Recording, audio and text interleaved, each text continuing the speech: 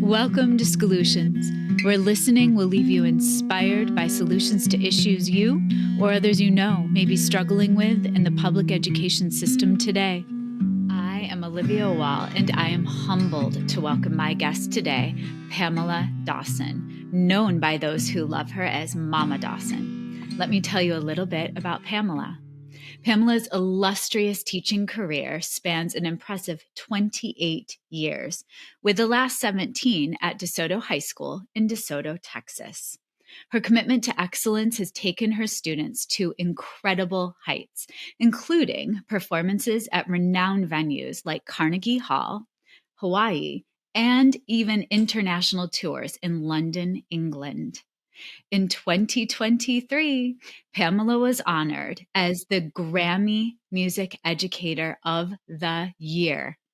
I am thrilled to welcome you as a guest on Solutions, Pamela. Thank you for being with me. Thank you. I'm so excited. I've been nervous all morning. I love to ask every single guest who an inspiring educator is from their life. Would you share with listeners?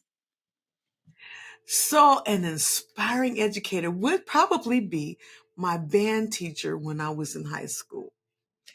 And his name was Jack Shelby. I used to play the clarinet, and he was our Army person. He was in the Army band. He was so strict and so precise. And I was like, and the other students couldn't stand him. But I think I loved him because he was so technical and he wanted everything right. And I think I love that structure. So believe it or not, my teaching skills come from him. And I know the people that stick with us, they stick with us for different reasons. And you have won over the hearts of the world at this point. And I seek out guests that are solutions finders, change makers, and you are all of those things and more. The issue we're going to speak to today is really my big concern that school music and arts education programs are severely underfunded all over the world, but primarily in the United States. There's a gross underappreciation for the arts. And you are a solution just in yourself, because with your recent Grammy win, you've said you want to use that notoriety, I guess you could say, to really advocate for states to invest more in music programs. So I think it's huge. And I want listeners just to understand the Grammy Museum and Recording Academy established the music educator role to recognize and celebrate the affirming role that music educators play in the lives of their students. You were chosen as a winner based on your impact in your students' lives, and you were selected from about 1,200 applicants and 10 finalists. Woo-hoo! Yeah, that was crazy. I'm sure it was. And so I need to live vicariously. I need to walk in your shoes, your very fancy, gorgeous Grammy shoes that you wore. This is one of my favorite Grammys I've ever been able to watch. I thought it was just amazing. Take us to that moment of, you're getting dressed, you're on the red carpet. What was that like? Wow, that whole situation was amazing. I think it was an out-of-body experience. I felt like a queen, in LA, and I'm getting dressed, and so the young lady that was with me from the Grammy Museum, she says, "Okay, Pam, just be calm. You're about to walk the red carpet, and they're going to ask you all these questions, and you're going to be in front of cameras." And she looked at me, she said, "You don't seem nervous." And I said, "You know why? I do this every day in front of my students. I feel like walking the red carpet and being in front, but the experience and just the opportunity to be out there and for people to see me and for me to be able to speak was absolutely amazing. And then the whole Grammy experience, I think it was just like a flash. It went by so fast. Now I still go back now and look at it and say, wow, that was really me. I think I was in disbelief the entire time until I got back home. Who did you sit by at the Grammys? Okay. So, well, actually, I sat by my honey. He was next Good. to me. Okay. But I was on the front row, and right in front of me, I was on the end, and all these tables, and there's Adele and Lizzo and Beyonce and all of these people like right around me. I was absolutely so nervous. Wait a minute, but here's Yeah. my thing. I'm sitting there, and I feel this presence next to me, and I look up. It's The Rock, Come Dwayne Johnson, on. and he's standing there. I'm like, oh my That's a God, presence. it's him. Yeah. Oh my gosh. I just lost it. I mean, I literally like, oh, but you can't, No, you got to keep it you're cool. in camera. You got to keep your cool. You got to keep it going. But that was amazing, because he's just like, yeah, I think it's every woman's fantasy. It's The Rock. Oh my God. Well, I remember watching and just being so honored to have a fellow educator there, and you inspire so many. And so, what has the impact been since winning the Grammy on your students, on your life? So the impact it's just been surreal. I mean, people are calling me and asking me things, doors that I even didn't think about doing, opportunities just opening up in front of me. And I'm like, okay, what's next? Yeah. What's next? What's next? It's been an exciting journey. Um, and I love the fact that it gives me the opportunity to share my love for music with other Mhm. people. Um, and so that impact in itself is just amazing. And one of the things that you said earlier is that, you know, winning that Grammy is giving me that Mhm. platform to be an advocate for music Yeah. across the world. And but it's been an amazing thing. My students, though, they get to watch, they get to sit with me, and they go on all these other opportunities. I'm getting able to take them to other Wonderful. performances, and I think what is done for them is them it's being able to see themselves in a Mm. different way. Um, and by me being propelled, it's propelling them to be greater musicians, but even their own character and how they carry themselves, and thinking that if Miss Dawson can do that, so Yeah. can I. And it's just been an inspiration to them, really. And, my whole thing about the Grammy, and everyone has been asking me the same question, what do you think about it? And I was like, if it wasn't for my Mm. students, I probably wouldn't have Yeah. won it. So I just really invest back in Mhm. them. And I want to share this with you, this little Please. story. Um, One of my students graduated last year, just an amazing soprano. She went off to college, and she's a music major, and she wants to be a music Mm. vocal Good. teacher. And over the summer, the Grammy Museum gives us matching grants, and they give us money to pour into our department. And what I decided I wanted to do with that money was to give my students the opportunity to take private Oh, voice lessons. beautiful. Well, not only that, I wanted to use some of my former students to pour into their lives, to be able to pour into my current students' lives. So that's what I did with some of the money this summer. It Mm. was amazing, and I'm just watching the growth of my students vocally. It's blessed me even more because I get to give back to some of my Well, alumni. but that speaks to who you are. It speaks to your character. It speaks to your investment and commitment as an educator. And I know you take a lot of pride in creating a safe space for your students at DeSoto, but really any student that you come across in life. So, I've heard you say music is joy, music is healing. How do you create that safe space? And really, what are your foundational beliefs when it comes to being a music educator?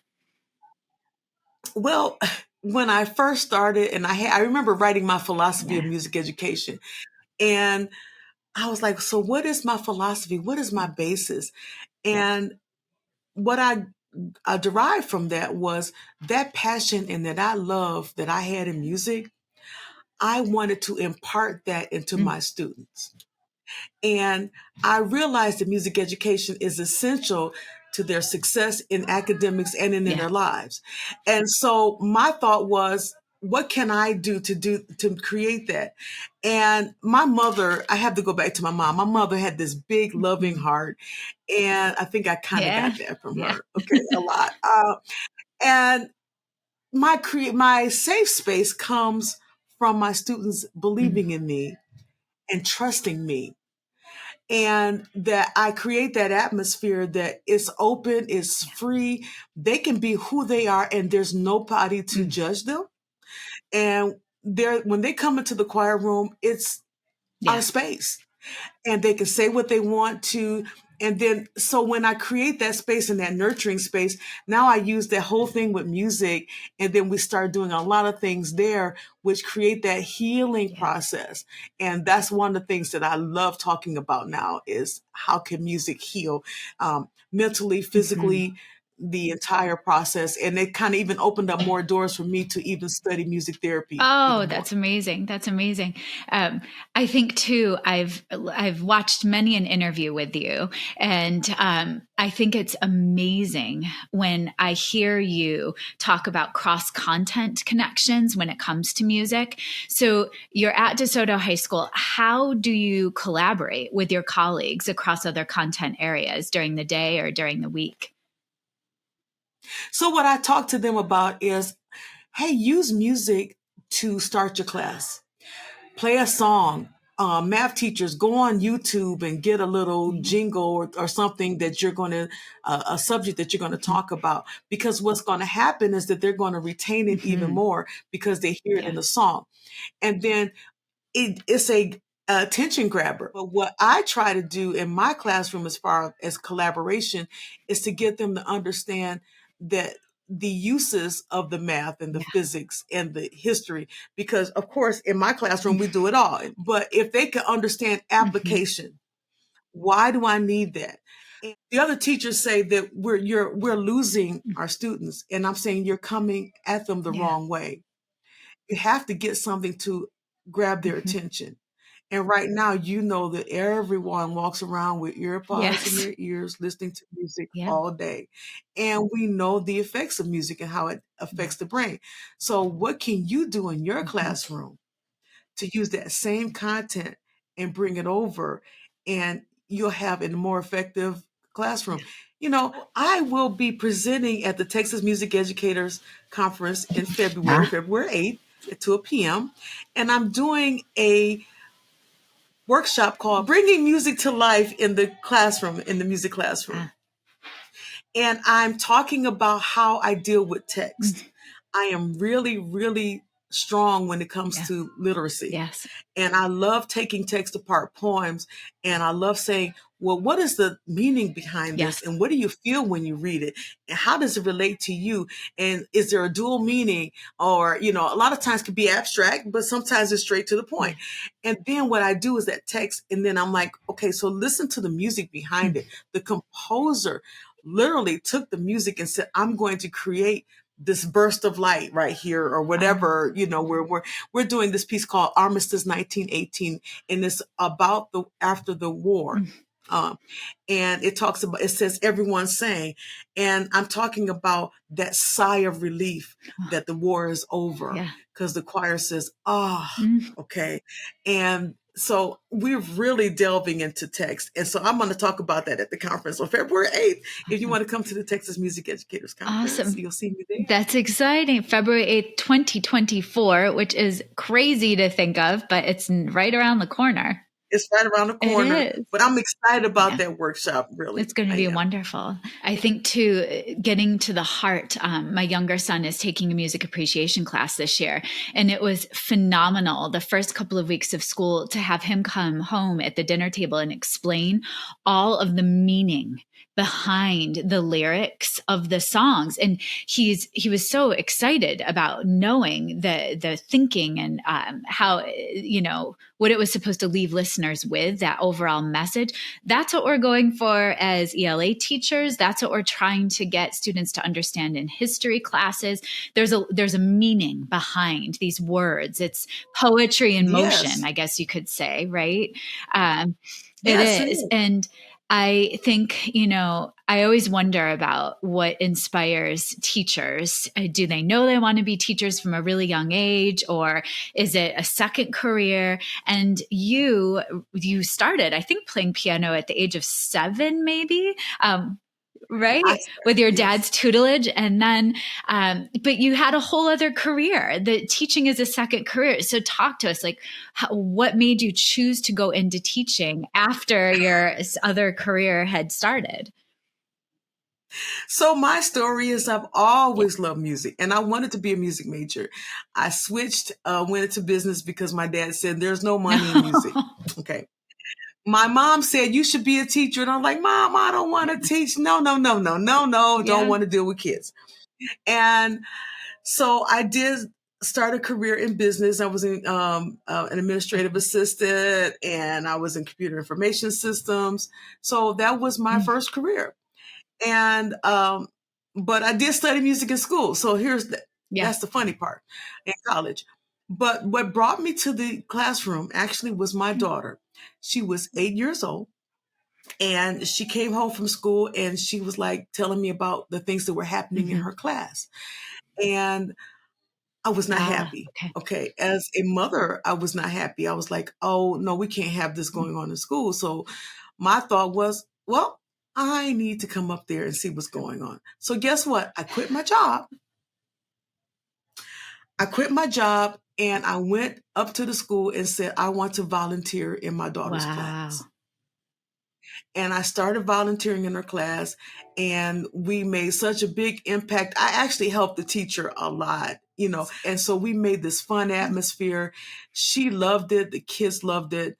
And it kind of spread around the school, the elementary school, and the principal came to me and says, hey, next year, can Oh. you come and be a volunteer? And I looked at her and said, no. I said, if I'm going to do this, I got to get paid Yeah. for it. So I got to tell you my story. So look, I was working for a math camp that summer, and I was actually an administrative assistant again. And there was this wonderful lady. She came up to me. I was working with her. She says, hey, Pam, you have such a strong music background, but I need you to work at my new high school in the counseling department. But while you do that, can you start a choir Yes. program? There you go. And that was my spinoff. And that's actually how I walked into education, got in front of those students that first day and said, oh my God, this This is is it. it. And I did an immediate Isn't switch. that fascinating too? Because it's really coming full circle, where you have the lens of counseling and healing through music, but you're getting to explore all those avenues. And it's really because you were willing to take a huge risk. Yes, for your Yeah, daughter, but that paid it for my forward. daughter. Ripple effects. That's incredible. Oh, gosh, it's beautiful. That's a lovely story. So I always love to talk to teachers about how our students can surprise us in wonderful ways. Is there a student, a story of someone that surprised you along your journey as a choir director? Her name was Brayla, and Brayla was she came in as a freshman and just full of Yeah. talent. And I loved her so much. And she just kind of went through a little process where she was a little depressed. And I told her, I said, Brayla, I said, honey, just take all that energy and that negative energy, and I want you to go home and I wanted you to put it in your music. And I was teaching her Oh, piano class at the time. And she, she's like, okay, Miss Dawson, I'm gonna do that. And about a couple weeks later, her mom calls me and said, what did you say to her? And I said, I just told her to rechannel her energy. I said, sometimes we deal with stresses and anger, and we don't like this, and mama did this. And I said, because I'm a mom, so I know how yes. moms can Yeah. be. Okay. And I told her to rechannel your energy and put it in your music. And her mom says, I've never heard her play and sing like that ever because of what you have been pouring into her. And so she not only came up to my expectations, she far exceeded it. She ended up graduating from here, going to Berkeley School of Music. And She ended up at Berkeley, finished her degree in 3 years. And now she's working as an artist. She's trying to, she's bringing her music out actually, and I'm trying to help her get, out there in the world so people can hear this wonder. She is amazing. So she surprised me. And then I had this one other little boy, and I got to tell you about him. Johnny, he graduated way back in the day, and he was just a nuisance. He was just jumping around all the time. He just got on my nerves, but he had all this talent. And he surprised me. Guess what? He ended up on Broadway. Yes. That's awesome. Oh my gosh. Yeah. So But it's crazy. because I think teachers like you see the potential in students. Yes.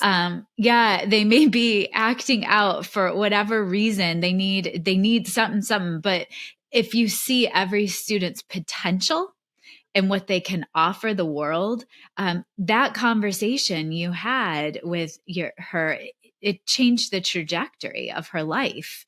Our Yes, words it have did. so much power. And I think often of teachers in every subject area. If we move to that asset based thinking of what our students can do and seeing the potential and taking it up a notch for them every single lesson, I think it's just Mm-hmm. it's incredible. What is your favorite, or one of your favorite? I'm sure it would be impossible to choose. One of your favorite songs that you've coached your students around, that you've performed. What do you love? Oh my God. My favorite song is by Gwyneth Walker, and it is I Thank You, God, for This Most Amazing Day. Oh my gosh, when I first heard that song, I fell in love with it. And you know what's really funny about that song? It has stuck with me all these years. When I was sitting in my hotel room getting ready to go to receive my Grammy, the only thing I played was that Oh, song over and over again because I was like, this is an amazing day. This is incredible. And so that song is probably my favorite out of all of I have of lots and course. lots of favorite, but that's Oh, my favorite. beautiful. Do Yeah. you have a recording of your students singing it? I do. I do.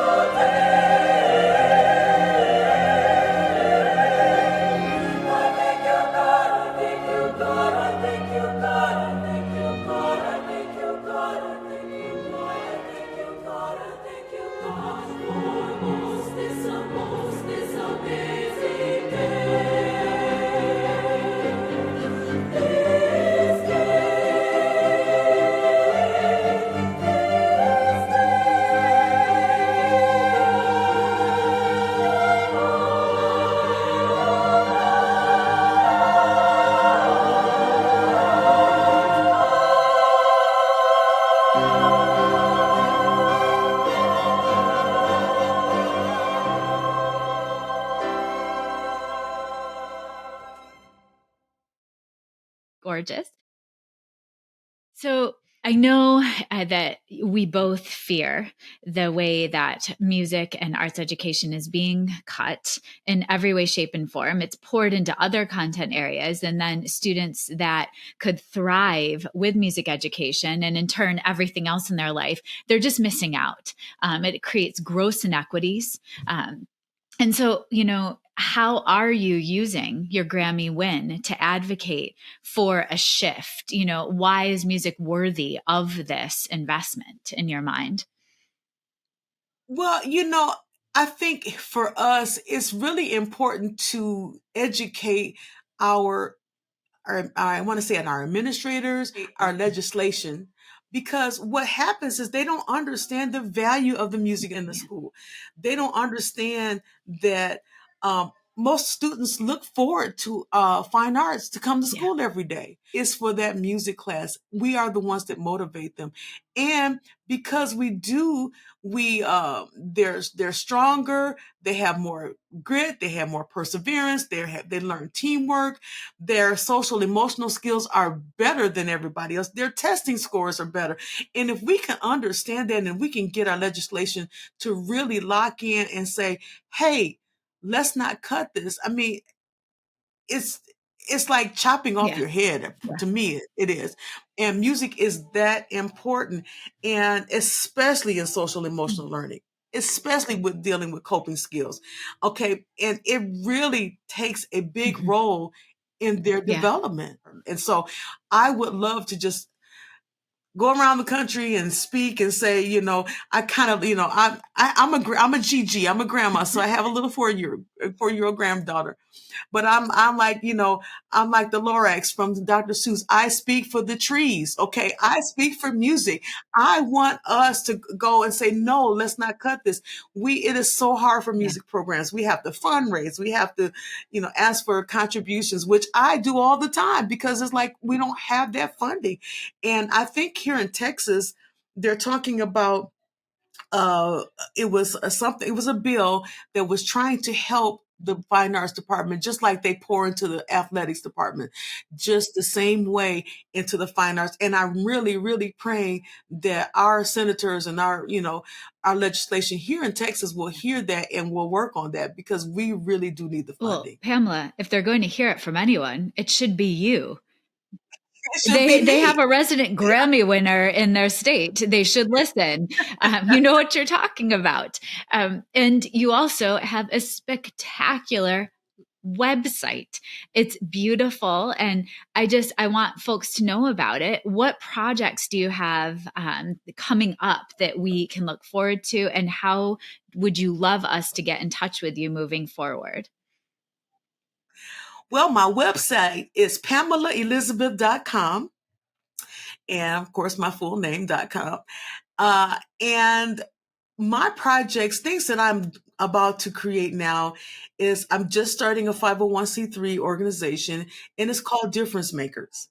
And difference makers, my vision is to reach our community and our students and our seniors. And I want to be able to advocate and not only advocate, but to teach everyone about the power of music and what music does. I did a professional development or workshop a few months ago, and I talked about music and this healing power and how even breathing and humming. And I had a lady walk up to me and say, I never realized that humming can cause Mhm. healing. And I said, yes, ma'am. It's called vibroacoustics. And I said, we have this chest, we have a acoustical chest here and in our face. And this is where all the vibration happens. And when we hum, it just vibrates through the body and it goes down to our cellular system. And they're like, oh my God, that's great. And I'm like, I am looking for that audience to hear me and say, listen, we need this mental and emotional and physical healing. Let's let music do that for us.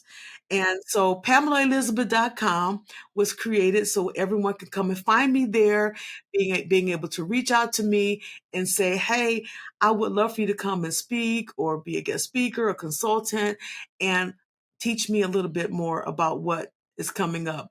And with my uh, nonprofit, Difference Makers, I'm also starting a community choir, and my community choir will also be very impactful in making those things happen. And actually, my community choir is comprised of all my alumni. Oh, that's magnificent. Oh, and I've got to say, you just unlocked a mom secret for me.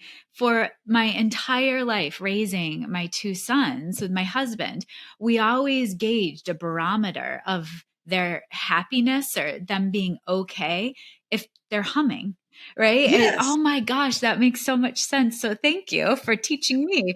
And we didn't even know, like sometimes when we don't feel good, we'll sit and we'll Yeah. hum. And when we hum, we're healing our Oh, bodies. come on. You know, we have so much to learn from you, Pamela, and I've been just wildly anticipating this conversation, and I'm so grateful for your time. You're brilliant. You're a shining star. You are a Grammy winner, as you should be. You are indeed. Show everyone your gorgeous sweater with your Grammy on it. Oh, my Yes. sweater with Look, my look, Grammy. look. Woo! I wear my Grammy proudly. Now I have to say this though. It took me a minute to walk into I'm it. sure. Yeah. You know, it was a surprise. I was shocked. And it was like, wow, I won. And I'm like, really? Really? And then it just took time for me to walk and say, I'm actually a Grammy Yeah. winner. But it sits proudly on my piano at home. Well, you know, you inspire me, and I am so looking forward to seeing how your journey continues to blossom and grow and evolve. And we're just so lucky to have you as a music educator in the world walking this journey. So thank you so much for your time. And Pamela, it's a gift. Thank you. Thank you so Yes. much. Take care. Solutions is a podcast created, produced, and edited by me, Olivia Wall. Special thanks to my guest, Pamela Dawson. Also, a big thank you to my older son, Benjamin, who created the music that's playing in the background. I would love for you to share the podcast far and wide, leave a review, subscribe on YouTube, and follow us on TikTok, Twitter, Instagram, Threads, and Facebook at Solutions Podcast. If you'd like to become a Solutions sponsor or share episode ideas, leave me a SpeakPipe voice memo at my website, oliviawall.com/podcast, or connect via email at solutionspodcast@gmail.com. Please keep listening. Let's continue finding inspiration together.